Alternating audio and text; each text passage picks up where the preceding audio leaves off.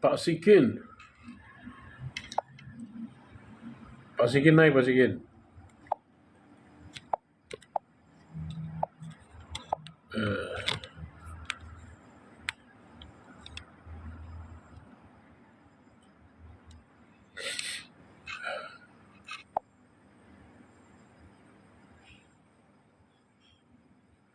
Boleh habari. Di mana posisi Pak Sikin?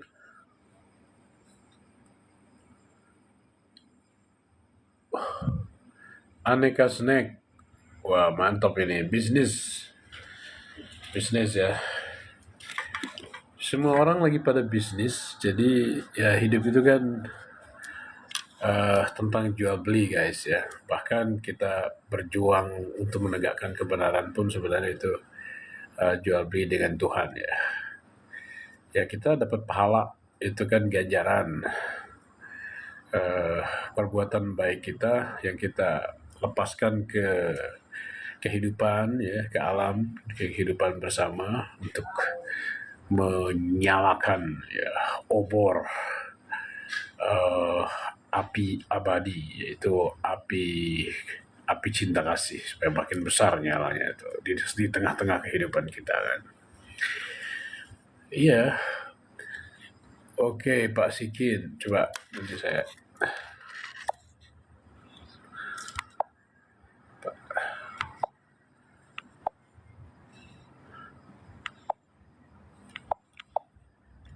Nah, itu dia. Sorry, ini lagi agak flu, tapi gak apa-apa sih. IB Arkawi, selamat datang, selamat join. Lisnur 16, selamat join. Herbal Health Kah. Mita Fitiara, selamat join ya. Sustina, tidak, oke. Sampai.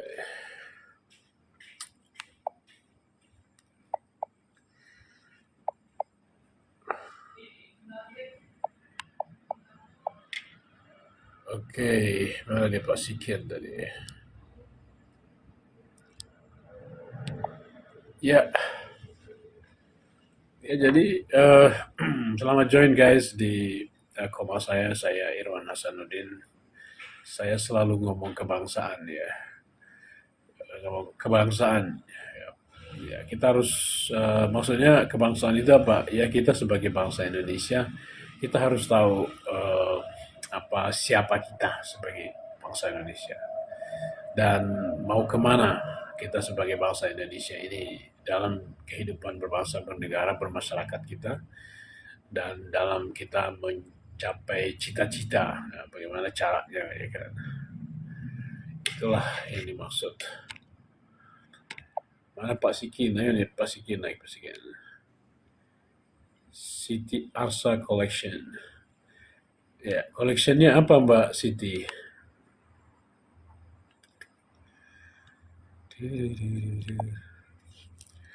Ya jadi gitu, kita selalu ngomong kebangsaan nih guys ya. Bisa nih. Ya kita selalu ngomong kebangsaan, jadi kita harus tahu siapa kita dan mau kemana kita sebagai bangsa. Jangan sampai kita kayak nggak tahu gitu ya. Kita ini karena banyak juga sih orang-orang yang eh, nggak peduli sama sekali ya siapa dirinya sebagai bangsa Indonesia dan apa sih yang harus kita perjuangkan ya, apa yang harus kita bangun di dalam mewujudkan cita-cita kita kan sebagai bangsa Indonesia ini, apa yang harus kita bangun, bagaimana caranya, bagaimana cara kita membangun persaudaraan dengan eh, dengan sesama bangsa Indonesia yang lainnya, walaupun kita berbeda-beda suku, ras dan agama, bagaimana caranya kita bersatu. Apakah persatuannya itu, bagaimana cara kita bersatu supaya kita Bhinneka Tunggal Ika, supaya kita merasa satu keluarga besar. Ya supaya itu penting kan, karena kita harus bergotong royong ya nggak? Karena kita harus bergotong royong bersama kan untuk membangun kehidupan bersama kita. Kalau kita nggak gotong royong, apa yang bisa kita capai, tidak mungkin ya. Cuman gotong royongnya ini harus bersatu dulu, kita harus bisa bersatu, nggak boleh pecah belah musuh-musuhan ya, itu syarat mutlak gitu. Kalau kita nggak bisa bersatu, nggak ada yang kita bisa kerjain. Yang ada adalah kita ribut pekerjaannya ya, cuman di atas meja akhirnya kan. Cuman dalam bentuk rencana, dalam bentuk cita-cita yang bagus dengan narasi yang keren, tapi karena yang kitanya pada ribut ya kan, pada eh, termasuk pada rebutan kekuasaan gitu loh. Padahal sudah ada kan yang namanya pemilihan siapa yang harus, yang boleh berkuasa, ya siapa yang mendapat giliran untuk menjadi leader gitu kan, menjadi leader, dan itu ada periodenya masing-masing kan. Jadi nah, padahal pemilihan itu sudah selesai, tapi kita masih ribut aja, nggak fokus di program, nggak fokus di bagaimana kita membangun cita-cita, membangun masa depan. Akhirnya nggak jalan itu rencana, padahal rencananya bagus ya. Rencananya bagus, keren, eh, penuh dengan prinsip-prinsip yang keren, penuh dengan strategi, ya, penuh dengan filosofi dan lain-lain yang sangat dalam gitu. Tapi apa gunanya kalau uh, itu nggak jalan karena kita saling uh, ya ngeributin perbedaan, ngeributin siapa yang lebih pantas berkuasa, siapa yang terus ngeributin nanti siapa yang akan berkuasa yang akan datang gitu. Ini apa ya? Eh, harus didisiplinkan yang kayak begini. Harus didisiplinkan supaya kita nggak ribut masalah yang ecek-ecek ya, masalah siapa yang paling baik, eh, apa namanya, golongannya, siapa yang berhak untuk memimpin dan seterusnya, itu harusnya dibatasi itu, ya kan? Soalnya kalau nggak kayak gitu, ya program nggak berjalan. Program nggak berjalan, nggak ada kemajuan demi kemajuan. Kalau nggak ada kemajuan demi kemajuan, kita nggak akan sampai di titik kita sampai gitu, di cita-citanya kita. Itu kan sudah merupakan sesuatu yang apa namanya, ya prosesnya itu seperti itu. Di dalam mengelola masyarakat, di dalam mengelola kehidupan bersama, memang yang harus dikelola itu pertama sekali adalah bagaimana kita kompak. Ya, pertama apa-apa kan kalau kita mau ngapa-ngapain harus kompak dulu. Ya, yang namanya kita bareng ya melakukan sesuatu bersama. Ada otak berbeda, ya kepala berbeda masing-masing. Ya kalau kita melakukan, masuk Pak Edi,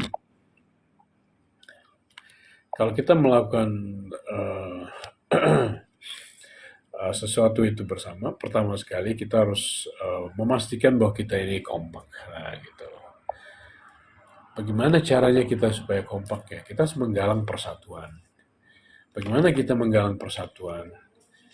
Ya persatuan macam apa yang kita mau bentuk? Yang jelas persatuan yang harus kita bentuk ya sesuai dengan uh, apa namanya? Ya sesuai dengan desain negara kita, sesuai dengan bagaimana kita harus hidup berbangsa dan bernegara, ya menurut konseptual negara kita harus bersatunya itu benar-benar bersatu yang Bhinneka Tunggal Ika. Intinya begitulah ya. Kita harus bersatu sebagai Bhinneka Tunggal Ika. Karena itu ada maksudnya, bukan cuma sekedar bersatu Bhinneka Tunggal Ika gitu. Karena ada karena dia akan mempunyai dampak ya. Karena dampaknya kita perlukan gitu. Ada dampak yang kita butuhkan dari kita mempunyai cara bersatu yang bulat mutlak itu, yang satu keluarga besar walaupun berbeda-beda, itu dampaknya adalah bagaimana kita menjalankan politik kita, yaitu demokrasi kita itu nggak boleh demokrasi yang ribut-ribut ya gitu. Nah ini kan karena kalau kita ribut tadi sudah saya sampaikan bahwa Ribut-ribut ya nggak ada yang jalan, nggak ada yang jalan. Ya, kalau nggak ada yang jalan, percuma program-program yang sudah disusun dengan baik, dengan mantap, dengan filosofi yang dalam, dengan strategi yang kuat, dengan poin-poin yang jelas dan priority gitu kan. Itu akan percuma semua ya karena yang kita kerjakan bersama itu kita menghabiskan waktu kita dengan hal yang lain. Sementara eh, kata kitab suci ya apa namanya demi masa semua orang merugi ya manusia itu merugi ya kalau dia main-main sama waktu. Ingat kita ini sebentar lagi kita 100 tahun ya tahun 2045 harusnya di situ kita sudah mencapai masyarakat Indonesia yang adil dan makmur gitu loh. Dan ini yang harus kita kejar bersama, ya kita harus hati-hati, ya bagaimana caranya supaya rencana yang sudah disusun sesuai dengan keadaan, ya, sesuai dengan rel revolusi kita yang menata sosial, politik, ekonomi sehingga memberikan suatu kebudayaan ya, memberikan suatu kebudayaan yang Pancasilaistik, kita butuh kebudayaan. Jadi ngomong kebudayaan itu bukan hanya ngomong kita ngomong apa namanya, cuman sekedar tari lagu apa kerajinan, bukan kayak gitu ya. Kebudayaan itu adalah yang terutama sekali adalah kombinasi daripada tiga pilar utama yang membentuk kebudayaan, yaitu sosial, politik, dan ekonomi. Ya, gitu. Jadi sosial, politik, dan ekonomi yang bergulir setiap hari yang menjadi patokan pedoman kita di dalam beraktivitas, di dalam rutinitas kehidupan kita kan gitu kan.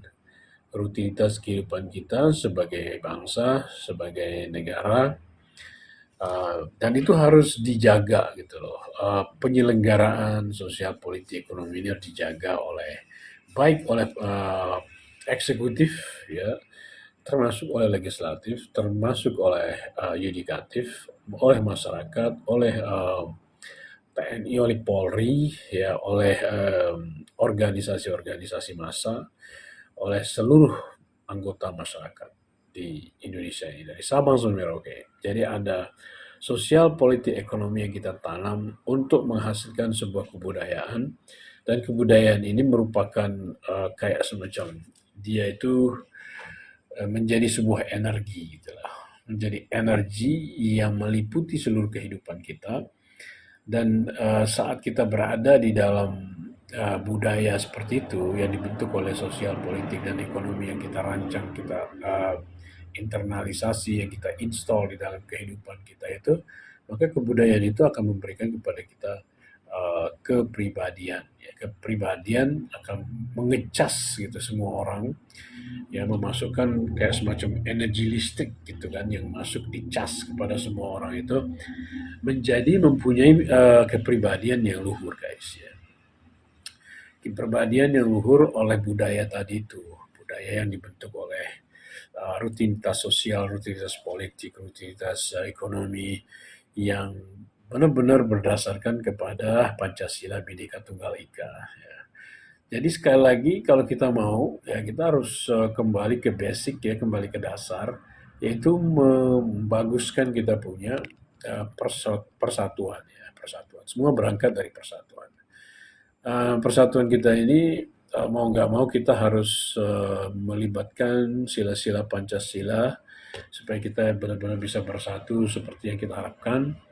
Bersatunya bersemboyankan Bhinneka Tunggal Ika gitu kan supaya benar-benar bulat mutlak merasa satu keluarga besar dan dapat mendukung bagaimana kita bergotong royong gitu kan. Itu sila satu dan sila dua Pancasila itu harus benar-benar kita internalisasi di dalam uh, bagaimana kita bersatu, bagaimana kita bersosialisme ya, dengan sesama bangsa kita guys ya. Apa sih apa namanya? Apa sih sila satu dan sila dua itu sebagai dasar daripada persatuan Indonesia? Karena apa? Ini bangsa Indonesia terdiri dari berbagai macam suku, ras, dan agama. Ya, pertama adalah agama. Ya.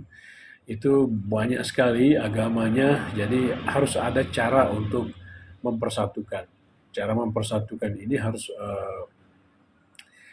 bisa pemersatuan itu harus bisa lintas perbedaan agama gitu. Nah, bagaimana caranya kita bersatu di apa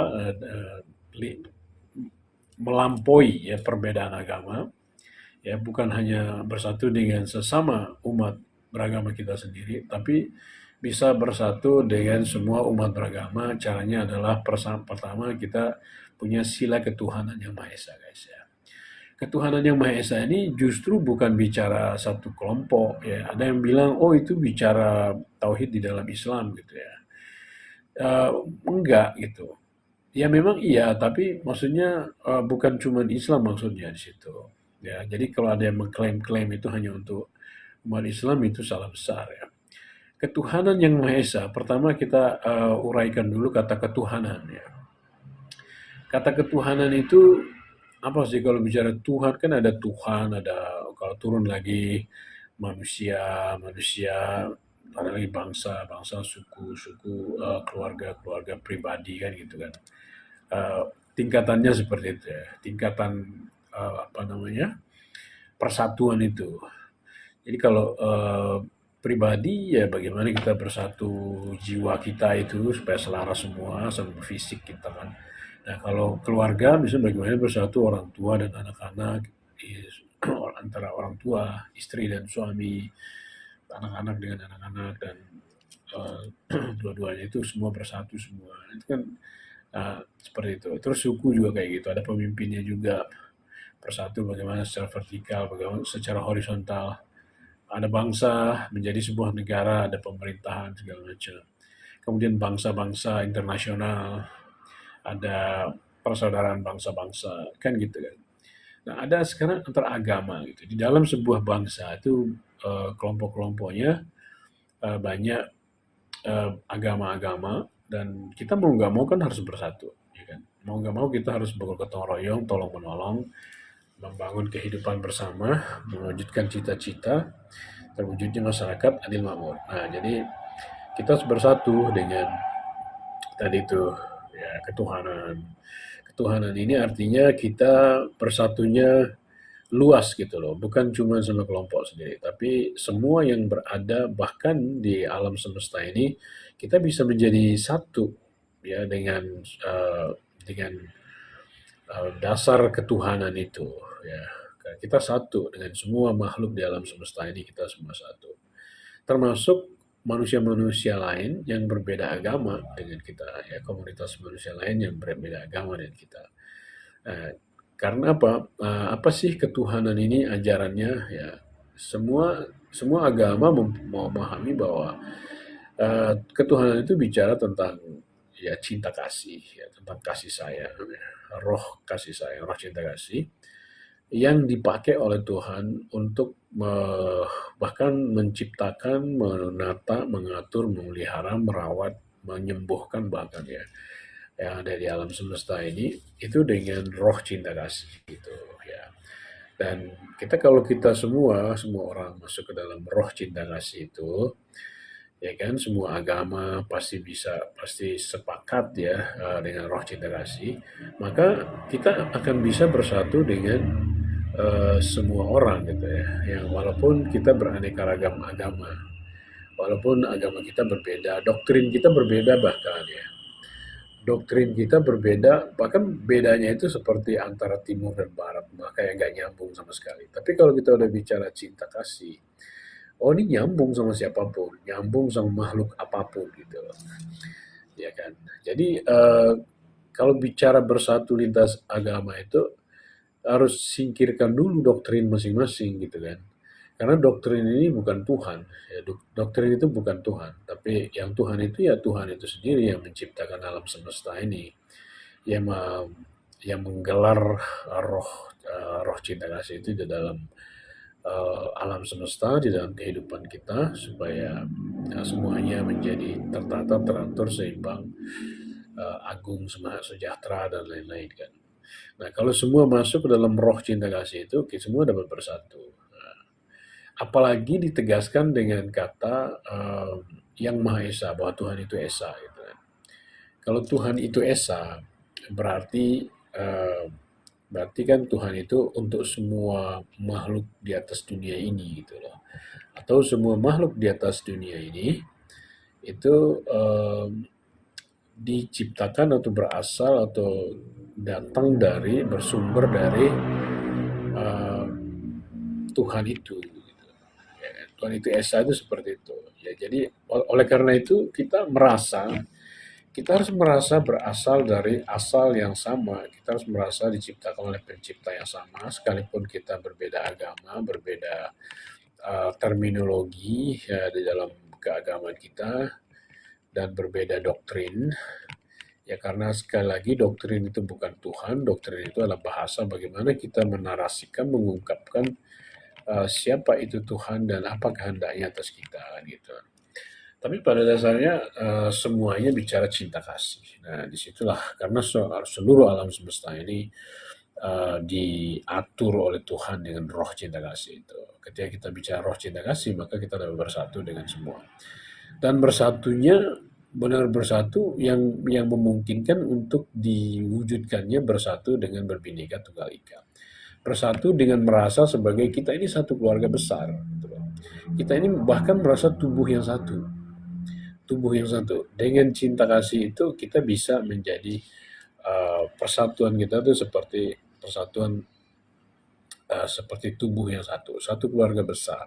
Nah, atau satu komunitas manusia atau komunitas bangsa ya, tersendiri, ya ada kepribadian bangsanya yang lain daripada bangsa-bangsa lain. Jadi kita bisa bersatunya sampai ke level itu. Nah, lalu disambung dengan ketuhanan kemanusiaan yang adil dan beradab. Kemanusiaan yang adil dan beradab itu adalah dasar juga. Kita ini kan manusia semuanya. Kalau tadi ketuhanan, kita di bawah Tuhan semuanya.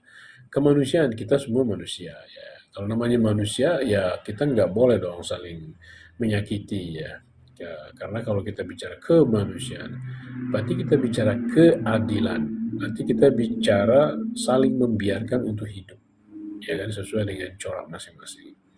Kecuali dia itu perusak ya, perusak yang membahayakan manusia-manusia lain yang nggak jelas gitu ya, dasar dia mengerusak itu, ya itu memang harus kita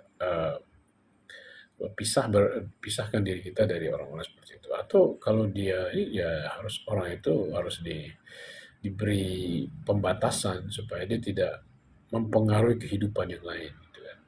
Atau merusak kehidupan bersama. Nah, kemanusiaan yang adil dan beradab. Tadi kalau kita bicara cinta kasih, maka kemanusiaan yang adil dan beradab itu kita berbicara tentang keadilan, bahwa cinta kasih itu mengkerucut menjadi keadilan dan keberadaban gitu loh. Ya, kalau adil, beradab itu kan cinta kasih namanya. Kalau kita memperlakukan orang lain dengan adil, orang beradab, tidak menyakiti, tidak mengancam, ya seperti kita juga inginnya diperlakukan dengan adil, diperlakukan dengan baik oleh orang lain kan, karena semua yang kita ingin semua yang kita ingin diperlakukan oleh orang lain kepada kita, diperbuat oleh orang lain kepada kita, kita juga harus berbuat kayak gitu dong ke orang lain kan. Kalau kita ingin merdeka, misalnya ingin merdeka itu dalam arti kita nggak mau diganggu sama orang, nggak mau diambil diambil haknya oleh orang gitu kan, atau di dihilang, termasuk nggak mau dihilangkan nyawanya oleh orang ya, kita juga jangan kayak begitu kepada orang lain kan, itu kan konsekuensi logis ya. Jadi sehingga itulah cinta kasih ya, kalau kita bisa menerapkan itu, bisa adil, bisa beradab, tidak menjadi ancaman, bisa menjamin kedamaian orang lain. Uh, kita tahu hak-hak kita, ya, bagaimana cara mendapatkan hak kita, tidak memaksakan kehendak, tidak memaksakan pikiran dan lain-lain. Nah itulah disebut adil dan beradab. Itulah kita mencintai orang lain, kita menghormati orang lain seperti itu. Itulah itu cinta kasih, dan itu cinta kasih itu 11-12 dengan kemerdekaan gitu loh.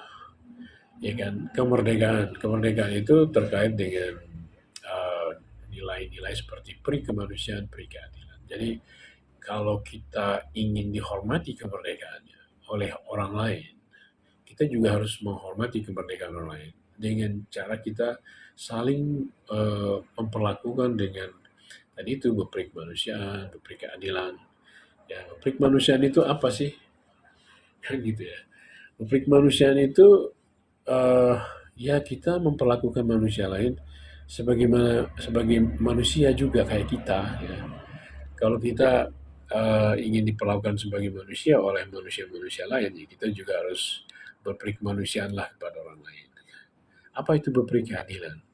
Ya, kita harus memperlakukan orang lain dengan adil tanpa memandang latar belakangnya. Ya. Pokoknya dia kalau manusia, ya kita perlakukannya dengan adil. Misalnya kita jualan sama orang berbeda agama dengan kita, sama ya kita harus harganya tuh jangan kita bisa mahal-mahalin ke agama tertentu, agama yang lain, atau kita apa namanya kita kasih kualitas yang jelek atau ya kayak gitu-gitu ya. Nggak boleh karena hidup itu nggak aman ya kalau kayak begitu ya.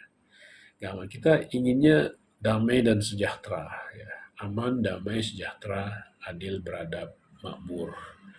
Kan begitu ya dalam kehidupan bersama itu. Itu saya kira itulah agama. Wah, terima kasih nih yang ngasih oncom. Oncom namanya. Iya, agama itu kan tujuannya kan supaya kita damai, supaya kita sejahtera.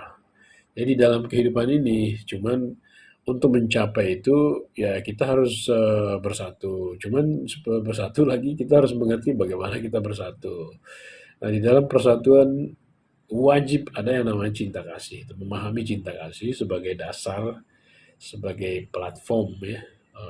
Dan cinta kasih dikembanginnya seperti apa? Ya tadi itu ya harus adil, beradab, harus menghormati, beri manusia, memberi keadilan.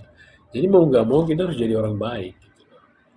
Dan itulah diajarkan oleh agama supaya kita semua menjadi orang baik, supaya terwujud perdamaian, supaya bisa kita bekerja bersama, saling tolong menolong, saling meminta satu sama lain, take and give, kan gitu kan, saling memberi dan menerima ya, take and give, saling tolong menolong, gotong royong. Ya. Dasar bernegara kita adalah gotong royong. Gotong royong di sini tentu saja kerja bersama tolong menolong tadi, tapi dengan menjunjung tinggi atau memelihara hubungan baik dengan sesama manusia, memelihara hubungan cinta kasih ya karena Tuhan. Karena Tuhan juga saya kira adalah kita nggak mandang gitu. Karena kalau karena skup Tuhan, skupnya Tuhan itu kan luas ya. Kalau ada skup bangsa, skup suku, skup uh, ras gitu ya, skup keluarga, skup pribadi, ya jangkauannya itu kan berbeda. Kalau skup Tuhan itu kan paling luas. Kalau kita ketuhanan, dasar kita ketuhanan itu dasar bersatu yang paling luas. Ya, luas-luasnya itu seluas alam semesta. Jadi kita harus uh, merasa satu dengan semua ciptaan Tuhan. Gitu. Semua yang diciptakan oleh Tuhan itu baik ya, sebaik. Oke, jadi kita sudah mengerti sekarang. Ya, terima kasih Bang Oncom ya. Oke, kita sudah mengerti bagaimana kita harus bersatu. Ya, eh, jangan sampai dan yang nggak boleh ada tadi yang hal positifnya. Yang tidak boleh adalah kita terlalu memaksakan kepada orang lain bahwa kita ini kelompok yang paling benar, paling tinggi, paling suci gitu kan. Karena itu jaminannya adalah lari kepada masing-masing ya kan. Orang tidak otomatis misalnya labelnya ini terus dia udah paling paling baik gitu. Di semua agama pasti ada ayat yang mengatakan bahwa percuma kamu berbuat baik ya, tapi kamu karena kamu nggak begini maka ya percuma kebaikan-kebaikan kamu itu. Di agama apapun ada kayak gitu. Ya kan, walaupun kita misalnya fawailul lil musallin kalau di dalam Islam. Ya, celakalah orang yang sholat karena lalai. Ya, lalai karena itu tadi nggak berperi kemanusiaan, nggak berperi keadilan, tidak memahami persaudaraan yang damai gitu kan, buat semua saling. Ya, kenapa sih manusia itu suka bersaing, suka saling mengklaim dirinya gitu. I am the one, wah gitu kan, aku dong gitu. Ya karena itu kecenderungan bertahan hidupnya manusia yang ingin supaya aman hidupnya kan, ya aman. Atau kalau bahasa ya kuat-kuatan lah gitu. Siapa yang kuat dia menang gitu. Ya, ada ujung-ujungnya nanti larinya bicara kekuasaan, larinya ke bicara ke hal kepemilikan dan lain-lain gitu kan. Karena dengan itulah orang bertahan hidup gitu loh. Karena dia menjadi aman, dia menjadi eh, terjamin keadaannya, tidak khawatir, tidak takut lagi.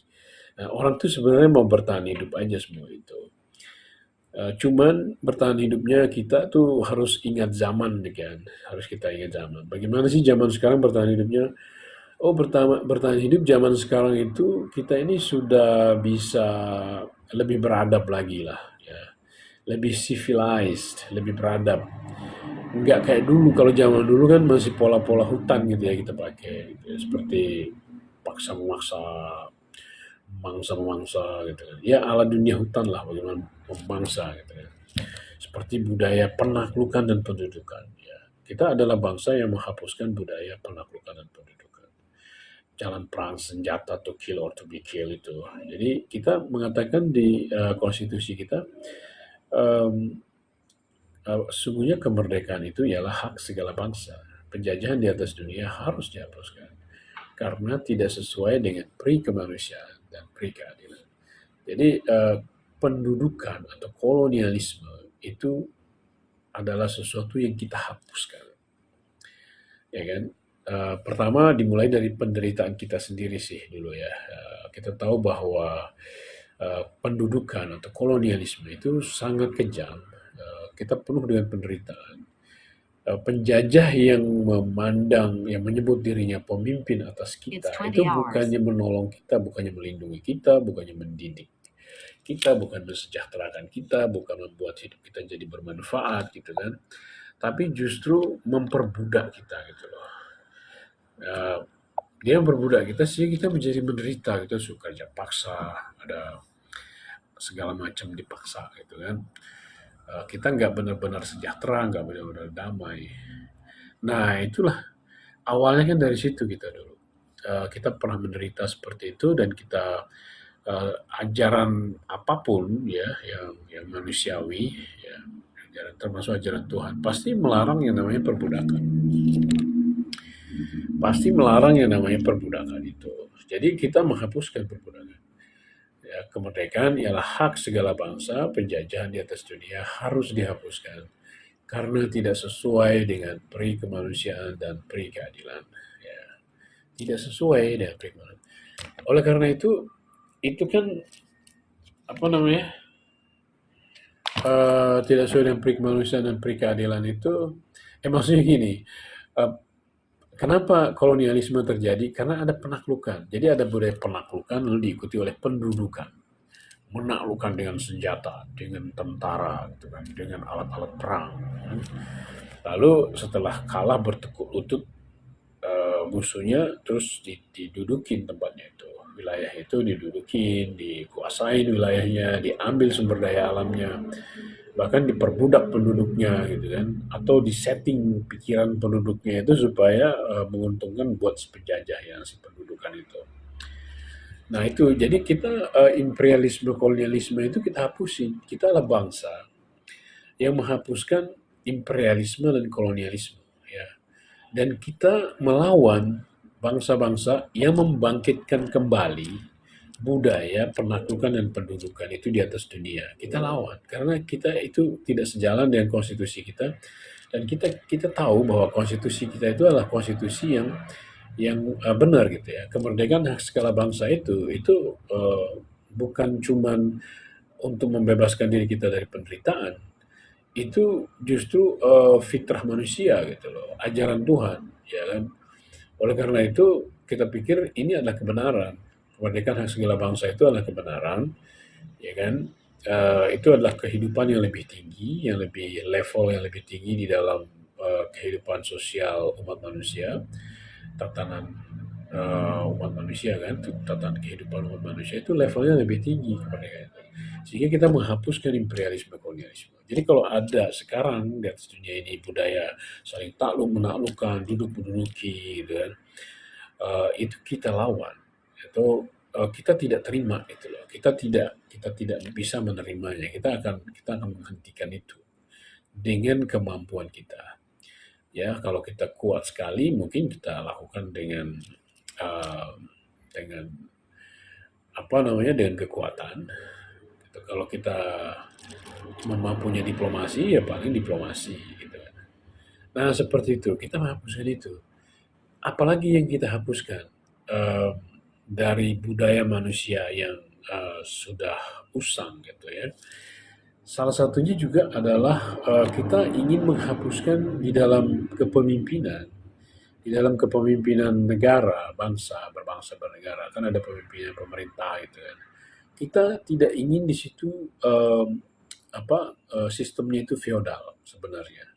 Ya itulah revolusinya kita. Arah daripada revolusi kita itu tidak ingin mempunyai sistem pemerintahan yang feodal. Ya karena feodal itu bagian dari tidak kurang saja, tidak sejalan dengan kemerdekaan. Ya, karena ada feodalisme itu mengandung eksploitasi juga, eksploitasi pemimpin atas rakyat, ya kan? Pemimpin eksploitasi manusia atas manusia. Oke, kalau tadi menghapuskan penaklukan pendudukan untuk menghapuskan eksploitasi bangsa atas bangsa, negara atas negara. Dan yang kita hapuskan juga ya di dalam oleh ideologi idealisme kemerdekaan kita ini ya yang kita dapat dari sejarah kita, dari cerita kisah kejadian dan kelahiran kita sebagai sebuah bangsa ini, kita ingin menghapuskan budaya manusia yang pemisahan manusia gitu ya. Pemisahan manusia karena perbedaan, ya, perbedaan suku, ras, agama, termasuk ya karena manusia itu satu. Kita mengatakan Tuhan itu esa. Nah, gitu. Kalau kita mengatakan Tuhan itu esa, ini implikasinya yang digaris bawahi, bukan kata-kata Tuhan itu esanya, tapi implikasi, ya, akibat daripada kita mengatakan Tuhan itu esa, itu ada akibatnya, ada implikasinya, ada konsekuensi gitu loh. Nah, konsekuensi ini yang kita maksudkan, yang kita pentingin situ, yang kita garis bawahi. Apa konsekuensi daripada mengatakan Tuhan itu esa? Ya manusia harus satu. Manusia harus bisa saling menerima. Manusia nggak boleh saling bermusuh-musuhan, berpecah belah, apalagi saling meniadakan gitu ya. Itu konsekuensinya. Kalau kita mengatakan Tuhan itu satu, esa, maka konsekuensi inilah justru yang harus kita perhatikan baik-baik. Kita harus berdamai dengan semua orang. Ya. Itu harga mati. Gitu. Harus berdamai dengan semua orang. Karena tidak boleh ada kebencian, tidak boleh ada kezaliman ya di antara manusia itu saling membenci, saling menzalimi. Itu nggak boleh terjadi gitu loh di antara manusia itu. Ya kan? Jadi ketika kita menghapuskan hal-hal yang ini yang sudah usang ini berarti kita membawa kehidupan manusia itu kepada kehidupan yang lebih tinggi derajatnya ya. Kehidupan yang lebih tinggi levelnya yang disebut oleh Bung Karno itu dengan istilah kita berprogresif revolusioner ya. Kita maju ke depan, bukan mundur ke belakang, kita maju ke depan, tapi kita naik level gitu. Ya. Maju ke depan dan naik level, bukan mundur ke belakang lalu stagnan di pola-pola yang usang. Nah, ini yang disebut dengan progressive revolusioner. Ini yang kita lakukan di dalam revolusinya kita, revolusi Indonesia, yang mengandung nation character building, yang mengandung pembentukan karakter dunia baru, yang mengandung penataan karakter manusianya, tapi dengan jalan uh, membuat suatu pusaran gitu kan. Kita membuat 3 macam pusaran yang utama, yaitu pusaran sosial, pusaran politik, dan pusaran ekonomi. Ya, ada 3 pusaran itu yang searah jalannya gitu kan. Nanti dia akan bersatu pusaran itu menjadi satu pusaran besar yang bentuk kebudayaan Indonesia yang progresif gitu ya, yang revolusioner, yang maju, yang fitrah, yang sejalan dengan social conscience, yang sejalan dengan kecenderungan hati yang murninya manusia gitu. Seperti itu ya. Nah, inilah revolusi Indonesia itu. Uh, dan itu tadi sangat terkait dengan bagaimana kita bersatu dengan dasar ketuhanan yang Maha Esa dan kemanusiaan yang adil dan beradab itu. Itulah dasar yang mendasari persatuan Indonesia. Jadi Indonesia ya yang persatuan Indonesia itu yang kita menjadi Indonesia yang satu nusa satu bangsa satu bahasa dengan mindset Indonesia Raya kita dengan mindset merah putih kita dengan mindset idealisme kemerdekaan saling hormat menghormati dengan mindset kita ingin punya negara sendiri yang merdeka bersatu berdaulat adil dan makmur dan seterusnya ya inilah yang kita sedang apa namanya inilah yang membentuk yang membentuk karakter kita gitu loh. Yang mendasari arah daripada revolusi kita. Yang tadi itu yang menghapuskan pemisahan manusia, yang menghapuskan feodalisme dan yang menghapuskan dunia eksploitasi bangsa dan bangsa. Manusia atas manusia, bangsa atas bangsa. Nah, inilah yang harus terjadi di dalam nation character building atau pembinaan karakter bangsa gitu kan oleh siapapun yang menjadi penyelenggara baik itu dari pemerintah maupun dari masyarakat rakyat gitu kan bahu membahu tolong menolong di dalam membangun karakter bangsa seperti itu sehingga itulah persatuan Indonesia tadi ya kembali lagi kepada persatuan Indonesia didasari oleh ketuhanan dan kemanusiaan, cinta kasih dan dituangkan dalam bentuk saling memperlakukan dengan adil dan beradab, ya dan menghormati dan seterusnya kan persatuan Indonesia. Nah, kalau kita sudah bicara persatuan Indonesia, inilah inilah yang menjadi platform gitu loh. Inilah platform yang ingin kita bentuk dengan persaudaraan kita tadi yang melampaui perbedaan agama, perbedaan suku, perbedaan ras, perbedaan partai politik, ya perbedaan apapun. Sampailah kita pada persatuan Indonesia sedemikian rupa yang bulat mutlak bineka tunggal ika, ya kan, dan saling mengasihi di situ karena hanya orang-orang yang penuh hatinya dengan cinta kasih yang dapat berbineka tunggal ika. Oleh karena itu kita dipaksa untuk berbineka tunggal ika supaya kita ini harus memaksa diri kita mempunyai jiwa yang dipenuhi oleh cinta kasih. Karena hanya orang yang jiwanya penuh oleh cinta kasih yang bisa berbineka tunggal ika. Lawan daripada bineka tunggal ika apa? Ya bermusuh-musuhan, pecah belah, musuh-musuhan, saling rebutan kekuasaan, rebutan kepemilikan dan lain-lain. Padahal kita ini harus menata semua itu supaya gak chaos ya dengan adanya sebuah sistem negara. Nah, pemerintah kita tuh harus mengarah ke situ, mampu menyatukan kita sedemikian rupa kan gitu kan. Dan di atas persatuan Indonesia ini tadi tuh yang kita sudah capai dengan cara bersatu dengan seperti itu, disitulah kita menggelar kehidupan berbangsa bernegara kita, organisasi negara kita, Negara Kesatuan Republik Indonesia. Ya. Karena tadi kesatuan, ya. Dasar kita tadi itu dasar Indonesia yang bersatu sedemikian rupa itu mengeluarkan suatu jati, ya, mengeluarkan suatu nilai penting. Ketika kita bersatu seperti itu, maka negara kita bentuknya kesatuan. Dan karena bentuknya seperti itu bangsa kita itu, maka kepemimpinannya juga harus kerakyatan. Bukan kerajaan, tapi kerakyatan. Dan kerakyatannya kita itu adalah kerakyatan yang levelnya itu sangat tinggi.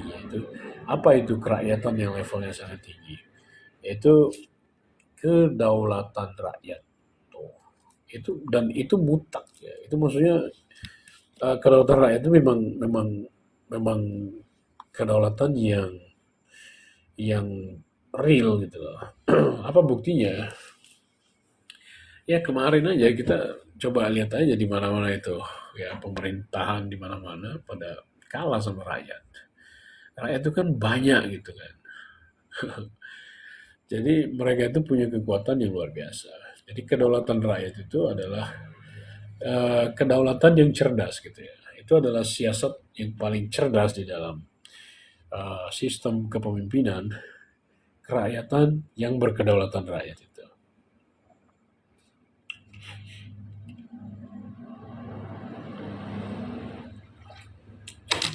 Ya, jadi jadi di atas persatuan Indonesia yang bulat mutlak Bhinneka Tunggal Ika, satu kesatuan wilayah, satu kesatuan kebangsaan, satu kesatuan kenegaraan, satu kesatuan cita-cita sosial, satu kesatuan ideologi.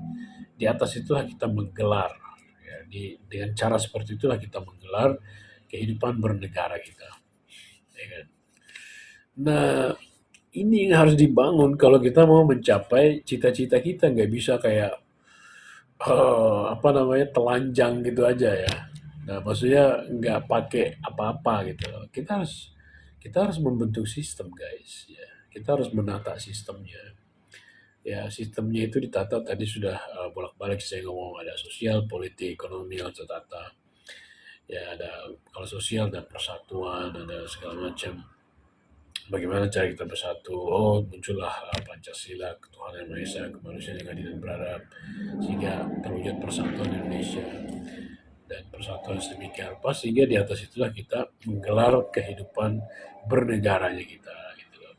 Dengan bentuk negara kesatuan Republik Indonesia. Kesatuannya itu Bhinneka Tunggal Ika, republiknya itu kedaulatan rakyat ya. Kita sudah bisa menyaksikan kemarin dari demo-demo atau apa itu ya, kedaulatan rakyat itu memang nggak bisa dilawan guys ya. Itulah kedaulatan rakyat. Jadi kata Bung Karno di atas kekuasaan presiden itu ada kedaulatan rakyat, kekuasaan rakyat, dan di atas kekuasaan rakyat ada kekuasaan Tuhan ya, yang mutlak. Jadi seperti itu. Um, kita menggelar tadi negara kita, ya negara kesatuan Republik Indonesia yang bicara sosial, politik, ekonomi, budaya, bahkan kepribadian. Dan barulah kita bisa mewujudkan cita-cita sosial kita, mewujudkan masyarakat Indonesia yang adil dan makmur. Keadilan sosial bagi seluruh rakyat Indonesia. Nah, gitu.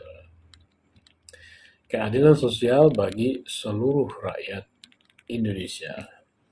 Jadi ada kita pakai Pancasilanya itu ya. Kita pakai Pancasila bukan cuma sekedar slogan, ya kan? Kita pakai dengan bersatu, untuk bersatu, untuk menjiwai internalisasi sistem sosial, internalisasi sistem politik, ya atau demokrasi kita tepatnya demokrasi yang seperti apa gitu kan.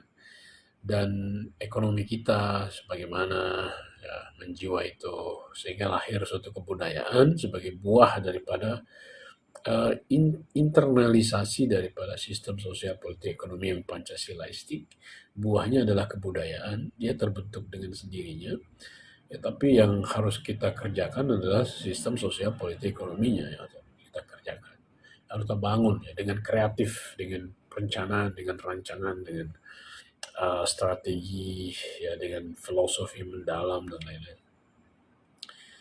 Lahirlah kebudayaan ini buahnya tadi, dan buahnya ini akan memberikan kepada setiap orang di dalam bangsa kita rakyat Indonesia kepribadiannya.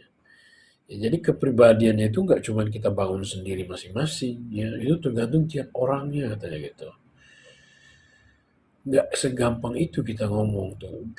Susah kita membangun diri itu, jangan ya, self development itu kita membentuk mindset yang membangun emosi ya, membuat emosi-emosi yang numpuk di dalam diri kita itu sebagai emosi jangan sampai dia menghambat kemajuan kita dalam kita bersatu, di dalam kita bergotong royong, di dalam kita bekerja sama, di dalam kita berpolitik, berekonomi, berbhinneka tunggal ika dan lain-lain. Itu nggak gampang kalau setiap orang gitu kan.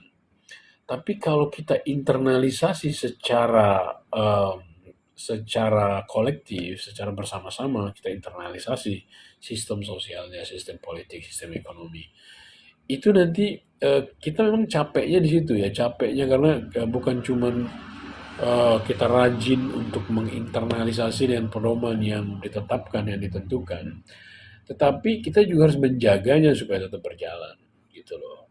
Supaya tetap berjalan internalisasi tersebut benar-benar kita jaga karena itu benar-benar kita harapkan gitu. Semua orang berharap pada terjadinya pada internalisasi apa yang dibuahkan oleh internalisasi tersebut yaitu kebudayaan.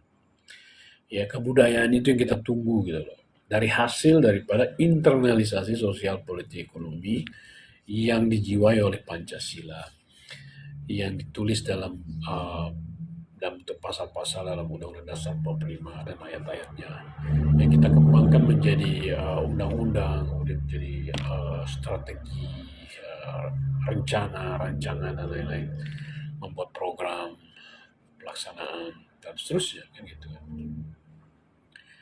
Nah, ini dari internalisasi melahirkan kebudayaan. Dan kebudayaan ini sekali lagi saya katakan, kebudayaan ini adalah buah daripada internalisasi yang kita lakukan bersama-sama secara kolektif dan harus kita jaga secara bersama-sama secara kolektif. Gak boleh ada yang mengganggu pelaksanaan daripada internalisasinya itu atau installmentnya itu ke dalam kehidupan kita. Kita nggak boleh ada yang mengganggu. Jadi harus dibatasin itu ya. Siapa yang mengganggu itu dibatasi sedemikian rupa itu loh supaya nggak mengganggu. Sehingga nanti akhirnya memberikan kepada kita kebudayaan. Jadi em, dari kebudayaan apa kepribadian maksud saya. Jadi kebudayaan yang terbentuk itu nanti akan memberikan kita kepribadian. Ya semua orang di sini kayak Ibu Har, kemudian Ibu Sri Suyuti, Pocong Halu, ya, Yang Mulia dan lain-lain, itu akan mendapatkan eh, kepribadian gitu, yang kita serap dari kebudayaan kita, dari yang membentuk lingkungan kita, gitu. Yang untuk kehidupan sehari-hari kita, rutinitas itu harus benar-benar ya kita desain, kita bentuk sejalan dengan Undang-Undang Dasar 1945 yang didasari oleh Pancasila, Pancasila yang berjiwakan semangat saling menghormati, persatuan, keadilan mutlak, Bhinneka Tunggal Ika dan seterusnya itu tadi. Gitu tuh. Nah kalau udah kayak gitu, kita udah jelas udah pasti damai, damai terus terbangun apa-apa terbangun semua ya. Secara ekonomi terbangun, secara uh, budaya berpolitiknya juga terbangun, budaya bersaudaranya lintas perbedaan terbangun. Ya budaya kita bertahan hidup masing-masing di dalam yang mendapatkan apa namanya ekonomi ya dari sistem negara yang ada itu akan keren banget. Nah, itulah saya kira yang harus kita terapkan ya di dalam sebenarnya itu udah ditunjukin sebenarnya sama pemimpin besar revolusi Indonesia dan pada saat itu yang didukung oleh Dewan Pertimbangan Agung, Komite Nasional gitu kan, melaksanakan revolusi Indonesia itu ya revolusi Indonesia itu itulah yang dilakukan pada saat itu. Yang kemudian keputus di tahun 1965 ya gara-gara ada pemberontakan itu terus Bung Karno menjadi tertuduh dan lain-lain dan akhirnya ada desukarnoisasi bahkan tapi sekarang sudah apa namanya sudah dibatalkan ya. Nah harusnya kita angkat lagi nih ajaran Bung Karno supaya kita tahu kita ini mau kemana sih? Ya. Kita ini real revolusi kita apa? Jalurnya yang mana ini? Ya, itu ada di situ, udah diajari, tinggal kita jalanin sebenarnya. Dan kita nggak bisa main pilih-pilih cara gitu ikut-ikutan bangsa ini, bangsa itu nggak bisa. Kita punya cara kita sendiri yang merupakan buah buah yang ketetapan ya yang ditetapkan oleh para pendiri bangsa kita, para pendahulu kita yang mengalami sejarahnya, ya kan. Mengalami bagaimana kita lahir sebagai bangsa dan sebagai bangsa yang seperti itu, ya seperti kelahirannya yang seperti itu, bagaimana kita menjadi negara, bagaimana kita mewujudkan pola kepemimpinan yang kita bentuk, ya, pola pemerintahan yang kita bentuk. Ya, dan bagaimana kita bertahan hidup di tengah-tengah bangsa-bangsa lain di dunia. Untuk ya, semua itu kan ditentukan oleh itu semua sejarah gitu. Dan kita menjadi diri kita sendiri dengan itu secara merdeka, secara apa adanya diri kita. Kita nggak nyontak-nyontek bangsa lain gitu kan. Karena kalau kita menjadi bangsa lain itu nggak benar. Ya. Jadi yang paling benar adalah menjadi diri kita sendiri sebagai bangsa. Itu yang paling benar. Karena di situ kekuatan kita akan keluar semua gitu. Tapi kalau kita jadi orang lain, ya kekuatan kita hanya sebagian yang dikeluarkan. Ya gitu loh. Kekuatan kita nggak penuh kita keluarnya. Karena kita menyesuaikan diri dengan orang lain itu yang kita contek, ya yang kita ikutin ya. Dia alirannya begitu ya, alurnya dia seperti itu. Ya kita hanya mengikuti yang sebatas itu, dan akhirnya masih banyak energi kita ke potensi dan kapasitas kita yang tidur gitu loh. Nah, itu nggak bagusnya kita ngikutin atau nyontek, ngekor-ngekor bangsa lain. Tapi kalau kita jadi diri kita sendiri, ya semua potensi, semua kapasitas itu akan kita pakai untuk memaksimalkan versi diri kita dan memaksimalkan apa yang bisa kita capai ya sebagai bangsa yang penuh karya, yang penuh dedikasi kepada manusia sama manusia, ya yang mendatangkan masyarakat adil makmur, damai sejahtera di muka bumi. Ingat, kita punya revolusi namanya The Revolution of Mankind, ya. Revolusi umat manusia gitu loh. Kita mempunyai revolusi menata tatanan global. Luar biasa kita ya, bangsa Indonesia ini kerjaannya sebenarnya itu uh, berat ya. Tapi kalau kita paham itu insya Allah nggak berat sih. Kalau kita paham dengan alur atau rel revolusi kita, sebenarnya itu nggak nggak sulit sebenarnya. Ya. Memang kata Bung Karno itu revolusi kita itu seperti ombak di lautan yang mengamuk, ya seperti bahtera di dalam ombak di lautan yang mengamuk. Jadi wah kayak kesana kemari gitu. Nah, tapi kata Bung Karno, kalau kita ngalamin seperti itu, kita kalau nggak tahu kita mau kemana. Bung Karno mengatakan, kembalilah kepada amanat penderitaan rakyat Indonesia, ya, yang kongruen dengan social social conscience of man. Ya. Dan kita ambil sumber itu, ya kita kembali kepada sumber itu dan kita akan tahu mau kemana kita, ya, kemana rel. Kita akan menemukan kembali rel revolusi kita. Dan kita akan berjalan di atas rel itu sampai di tujuan akhir kita. Gitu. Ya, mungkin ini yang apa namanya agak perlu kita bicarakan terus kalau skala itu. Karena fakta di lapangan bahwa kita semua bingung kita mau kemana, siapa kita sebagai bangsa, mau kemana kita, ya kan. Dan kita nggak tahu kalau kita keluar dari rel dan kita nggak tahu bagaimana caranya kita masuk kembali ke dalam rel dan bagaimana kita berjalan di atas rel itu sampai kita mencapai tujuan akhir kita. Oke, oleh karena itu kita tadi kata Bung Karno adalah kita harus kembali kepada amanat penderitaan rakyat Indonesia. Kita kembali ke sejarah, ya. Kita kembali bagaimana dulu kita pernah dijajah, lalu bagaimana kita menderita di situ ya, apa yang dilakukan oleh si penjajah, bagaimana apa yang kita jalankan sebagai keseharian kita sebagai yang dijajah. Ya, lalu kita sadar kita ingin merdeka, keinginan nurut untuk merdeka, kita berdoa pada Tuhan, berharap pada Tuhan, dan seterusnya sampai akhirnya kita mulai bersatu untuk memulai perjuangan pergerakan kemerdekaan kita. Tepatnya kita bersatu di Sumpah Pemuda itulah momen kita menjadi Indonesia, ya, titik berangkat kita melaksanakan perjuangan pergerakan kemerdekaan kita. Di Sumpah Pemuda itu ya, dengan mindset Indonesia Raya, dengan mindset satu nusa, satu bangsa, satu bahasa, dengan mindset bahwa kemerdekaan atas segala bangsa, penjajahan di atas dunia harus dihapuskan, dengan mindset bahwa kita ingin mempunyai negara sendiri yang merdeka, bersatu, berdaulat, adil dan makmur, ia mempunyai fungsi untuk melindungi segenap bangsa Indonesia, mesejahterakan ya, seluruh tumpah darah Indonesia, memajukan kesejahteraan umum, mencerdaskan kehidupan bangsa, ikut melaksanakan ketertiban dunia yang berdasarkan kemerdekaan, perdamaian abadi, dan keadilan sosial.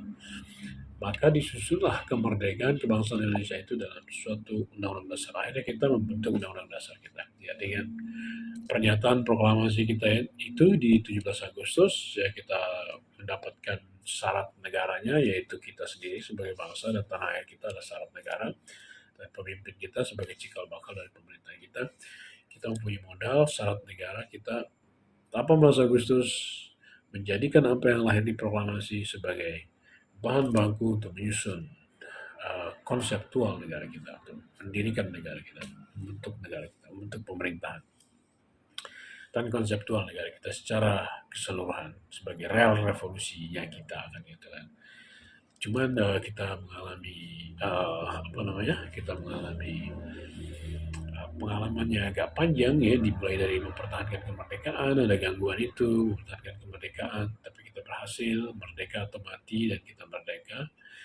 Kemudian ada juga gangguan dari pihak penjajah yang ingin menjadikan kita menjadi negara serikat, ya, padahal kita adalah negara kesatuan, sesuai dengan jati diri, sesuai dengan kelahiran, sesuai dengan peletakan ukuran yang terjadi selama 17 tahun perjuangan pergerakan kemerdekaan oleh alam, oleh sejarah, oleh Tuhan, yang kita ambil menjadi ide untuk menjadi cara kita menyusun negara kita. Ya, selama akhirnya dari tahun 49 itu kita menjadi negara serikat ya, yang disetir sama Belanda. Belanda punya niat-niat yang tidak bagus ya buat bangsa kita, karena mereka mungkin ingin kembali lagi suatu ketika dengan kita menjadi negara serikat, dengan pulau kita yang banyak, dengan kelompok, golongan, suku, ras, agama di Indonesia yang begitu bervariasi, banyak sekali corak dan ragamnya, itu pasti mereka akan ketawa, ya, kita diketawain di Indonesia sudah kita jadikan negara serikat, ya sebentar lagi mereka akan hancur. Kayak gitu ya, karena mereka, perbedaan mereka itu dengan menjadi negara serikat akan menjadi pemicu daripada chaosnya bangsa Indonesia dan negara Indonesia. Tapi akhirnya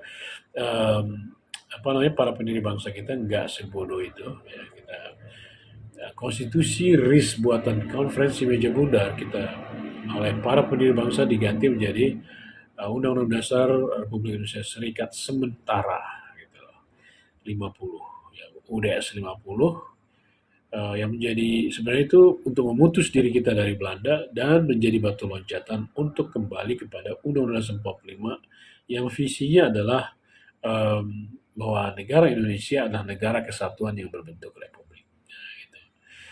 Negara Indonesia adalah negara kesatuan yang berbentuk republik. Itulah yang menjadi hikmat yang kita dapat dari kejadian dan kelahiran kita, dan itu menjadi dasar bagaimana kita menyusun dan membentuk negara kita sampai tersusun dengan sempurna. Dan tersusun dengan sempurnanya itu terjadi di tahun 1959 ya.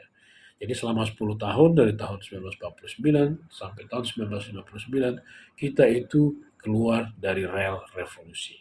Kita menjadi negara serikat keluar dari rel revolusi dan bercorak ya, feodal kerajaan.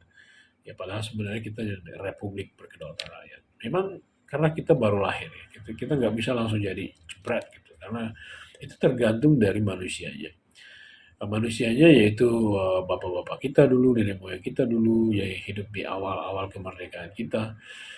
Mereka hidup dengan tentu saja masih melekat oleh pola-pola lama gitu ya.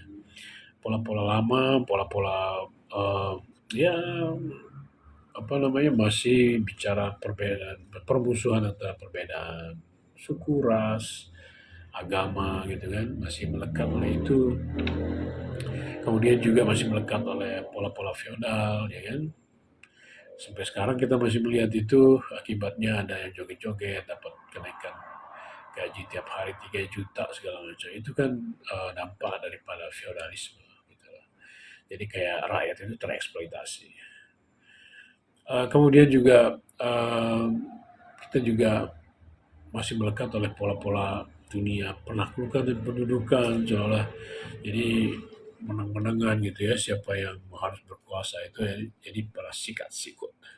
Itulah efek daripada dunia penaklukan dan pendudukan, imperialisme dan kolonialisme di dalam berkehidupan berbangsa dan bernegara. Semua itu kita harus hapuskan ya, supaya kita nggak mentok ya, nggak stagnan di zaman dulu gitu. Ini kita sudah zaman sekarang. Kita harus berubah, kita harus maju, kita harus progresif, revolusioner. Kita harus bisa berbhinneka tunggal ika, kita harus menjunjung tinggi kedaulatan rakyat, dan kita harus mewujudkan persaudaraan bangsa-bangsa. Ya, dan untuk mewujudkan cita-cita sosial kita secara nasional, kita harus menginstall tadi sosial politik ekonomi Pancasilaistik, ya kan? Dan supaya memberikan kepada kita kebudayaan, memberikan madunya kepada kita, dan madunya ini adalah kebudayaan yang lahir oleh penanaman daripada sosial politik ekonomi. Memberikan madunya yaitu kebudayaan yang luar biasa, dan kebudayaan luar biasa ini akan menyehatkan kita, ya, akan memberikan kepada kita kepribadian yang sehat, ya, kepribadian yang berjiwa merdeka, jiwa cinta kasih, yang ya Pancasilaistik yang keren banget pokoknya, modern gitu ya, modern beradab luhur ya, seperti kata seorang eh, pakar tata negara dari Norwegia yang mengatakan bahwa di dalam revolusi Indonesia itu ada kelahiran daripada dunia modern, ya kan? Revolusi Indonesia, the birth of the modern world.